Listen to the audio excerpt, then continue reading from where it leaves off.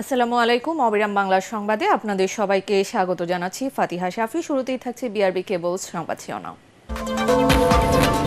দ্রুত সংস্কার ও নির্বাচন অনুষ্ঠানে প্রতিশ্রুতি প্রধান উপদেষ্টা ডক্টর মোহাম্মদ ইউনূসের। জাপানি সংবাদ মাধ্যম এনএইচকে ওয়ার্ল্ডের সাক্ষাৎকার।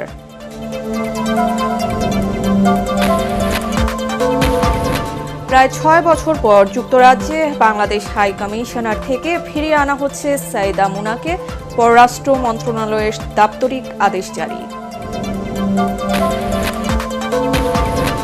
সমবায় ব্যাংকের ১২,০০০ ভরি স্বর্ণ গায়েব, জানালেন উপদেষ্টা হাসান আরিফ। প্রতিষ্ঠানটির অনেক সম্পত্তি বেদখল, তদন্ত কমিটি গঠন। এবং খেলোয়াড় সাকিবের নিরাপত্তা নিশ্চিত করা সরকারের দায়িত্ব। রাজনীতির জায়গা থেকে তাকে নিরাপত্তা দেয়া কঠিন, জানালেন ক্রীড়া উপদেষ্টা।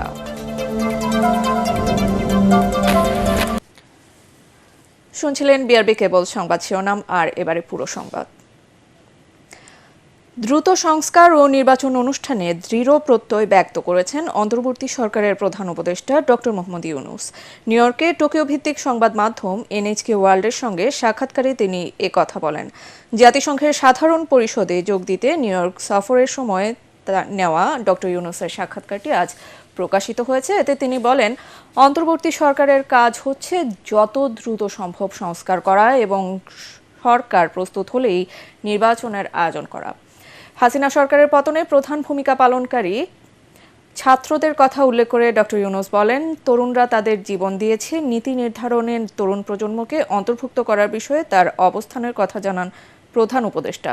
নোবেলজয়ী এই অর্থনীতিবিদ বলেন, এই সংকট সময়ে বাংলাদেশ তার সবচেয়ে বড় দাতা জাপানের কাছ থেকে সহায়তার অপেক্ষায় রয়েছে। তিনি জোর দিয়ে বলেন, দেশের অর্থনীতি পুনর্গঠন এবং গণতন্ত্রকে সুদৃঢ় করতে জাপানের সহযোগিতা খুবই প্রয়োজন। To do it as quickly as possible, because we are not here to stay long. Our task is to reform and hold the election. As soon as we are ready for that, we will hold the election. This government has to succeed. Our dreams were very elaborately told, explained. We thought their presence and their thoughts would be very important in policy making. We took them. প্রশাসনে রদবদলের অংশ হিসেবে যুক্তরাজ্যে প্রায় ৬ বছর ধরে বাংলাদেশের high কমিশনারের দায়িত্ব পালনকারী সাইদা মুনা তাসনিমকে ঢাকায় ফিরিয়ে আনা হচ্ছে। পররাষ্ট্র মন্ত্রণালয়ের মহাপরিচালক মোহাম্মদ নাজমুল হকের সই করা এক দাপ্তরিক আদেশে সাইদা মুনাকে দায়িত্বভার ছেড়ে অবিলম্বে ঢাকায় ফিরতে বলা হয়েছে। বিসিএস পররাষ্ট্র ক্যাডার ১১তম ব্যাচের কর্মকর্তা সাইদা মুনা তাসনিমের ২৬শে ডিসেম্বর অবসরোত্তর ছুটিতে যাওয়ার কথা রয়েছে। রেওয়াজ অনুযায়ী সাধারণ একজন কূটনীতিক কোনো মিশনে ৩ বছর রাষ্ট্রদূতের দায়িত্ব পালন করে থাকেন। বিগত আওয়ামী লীগ সরকারের খুবই আস্থাভাজন হওয়ায় তিনি ২০১৮ সালের ৩০শে নভেম্বর থেকে লন্ডনে হাই কমিশনারের দায়িত্ব পালন করে আসছিলেন। ওই কূটনীতিক লন্ডনে বাংলাদেশ হাই কমিশনকে আওয়ামী লীগের দলীয় কার্যালয় বানিয়ে ফেলেছেন বলে অভিযোগ আছে। সাইদা মুনা লন্ডনে হাই কমিশনারের নিয়োগ পাওয়ার আগে থাইল্যান্ডে বাংলাদেশের রাষ্ট্রদূত হিসেবে দায়িত্ব পালন করেন।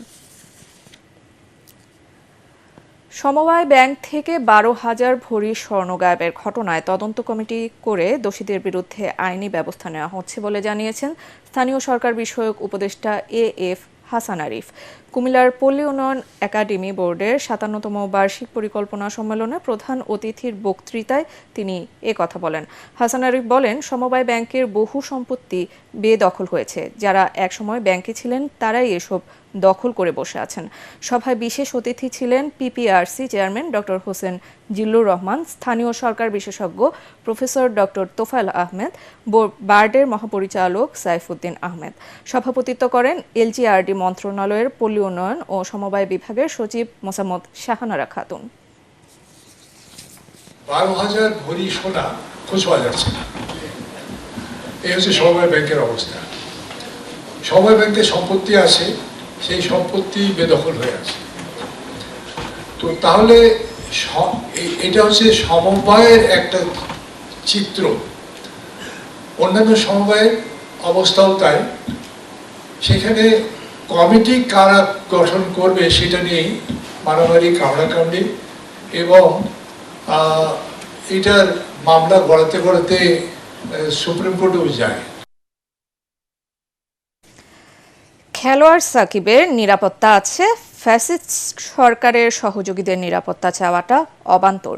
দেশসেরা ক্রিকেটার সাকিব আল হাসানের নিরাপত্তার বিষয়ে এমনটাই জানালেন যুব ও ক্রীড়া উপদেষ্টা আসিফ মাহমুদ সজীব ভুঁইয়া।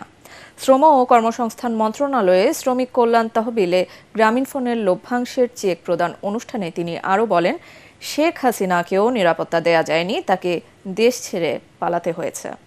পরাগারমানের রিপোর্ট। অবশ্যই কষ্ট কিংবা অভিমান থেকে নেয়া না, আমার কাছে মনে হয় যে this is the right time. গত বৃহস্পতিবারই টি-20 ক্রিকেট থেকে অবসরের কথা জানান সাকিব আল হাসান।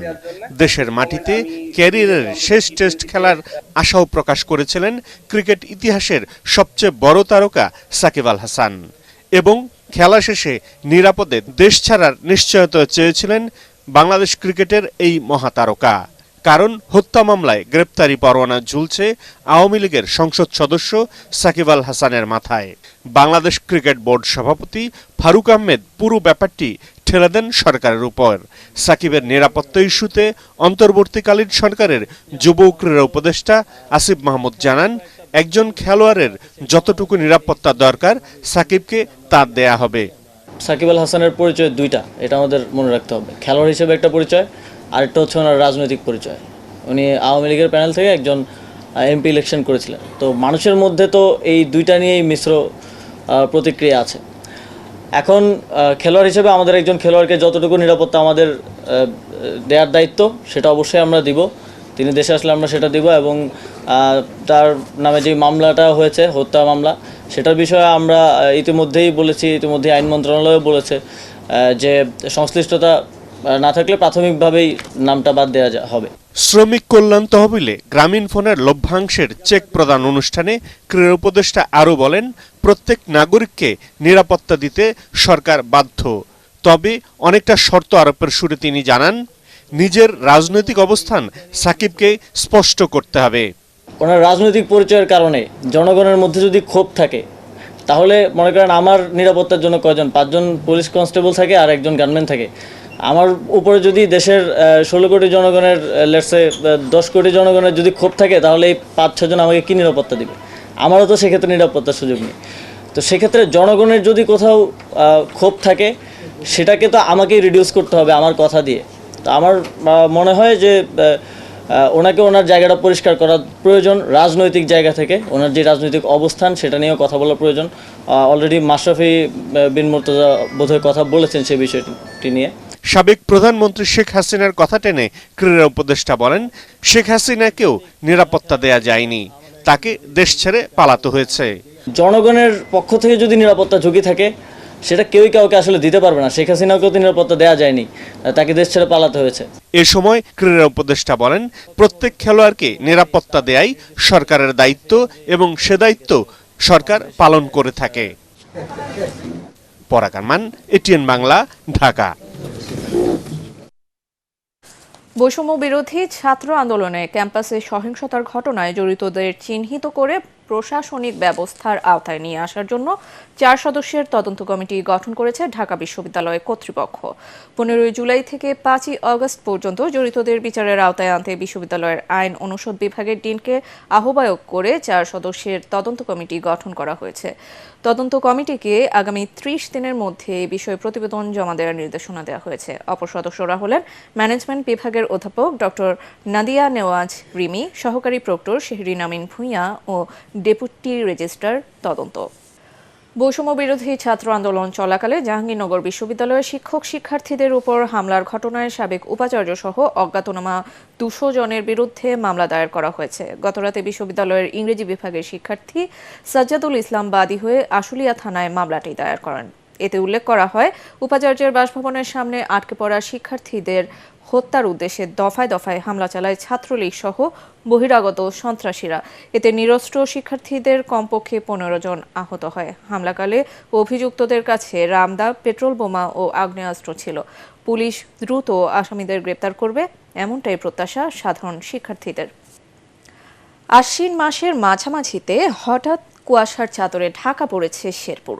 ভোর থেকে ঘন কুয়াশায় সামান্য দূরের জিনিসও চোখে দেখা যাচ্ছিল না, ফলে জেলার সড়ক ও মহাসড়কে সব ধরনের যানবাহন চলাচল করে ধীর গতিতে। সকাল ৮টার পর ধীরে ধীরে কেটে যায় কুয়াশা। এই সময়ে কুয়াশার আবির্ভাবকে শীতের আগমনী বার্তা বলেও মনে করছেন অনেকে। আশ্বিন মাসের ওই এরকম কুয়াশা দেখি নাই, এই এরকম আপনাদের গরমও দেখি নাই। আপনার এই যেমন পশু পশু ছড়াইতেছে, এটা আপনার যে কি ধরনের একটা বৃষ্টি কুয়াশার এর মধ্যে নাই পড়তে আঙ্গরি শরীরের অবস্থা খারাপ হয়। আর এবারে থাকছে পার্টেক্স খেলার খবর।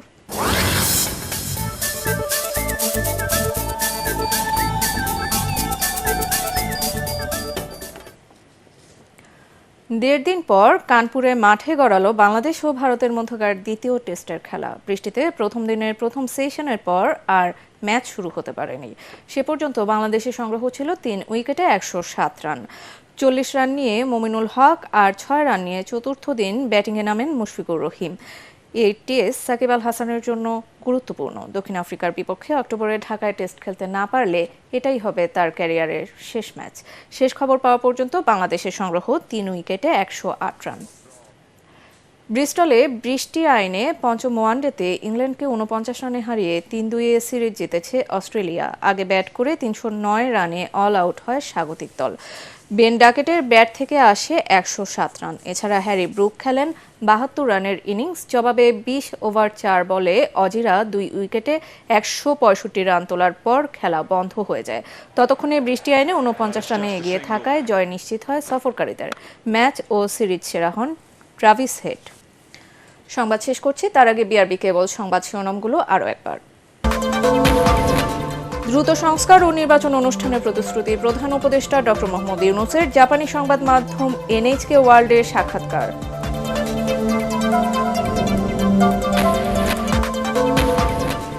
প্রায় ৬ বছর পর যুক্তরাজ্যে বাংলাদেশ হাই কমিশনার থেকে ফিরিয়ে আনা হচ্ছে সাইদা মোনাকে। পররাষ্ট্র মন্ত্রণালয়ের দাপ্তরিক আদেশ জারি।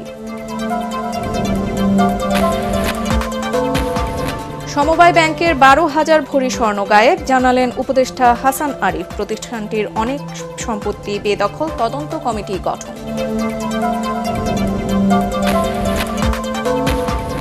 এবং খেলোয়াড় সাকিবের নিরাপত্তা নিশ্চিত করা সরকারের দায়িত্ব। রাজনীতির জায়গা থেকে তাকে নিরাপত্তা দেয়া কঠিন, জানালেন ক্রীড়া উপদেষ্টা। আর এই ছিল এখনকার মতো। রইল পরবর্তী সংবাদ দেখার আমন্ত্রণ। এটিএন বাংলা সংবাদ ইউটিউবে দেখতে ব্রাউজ করুন, youtube/ATN বাংলা নিউজ। ধন্যবাদ।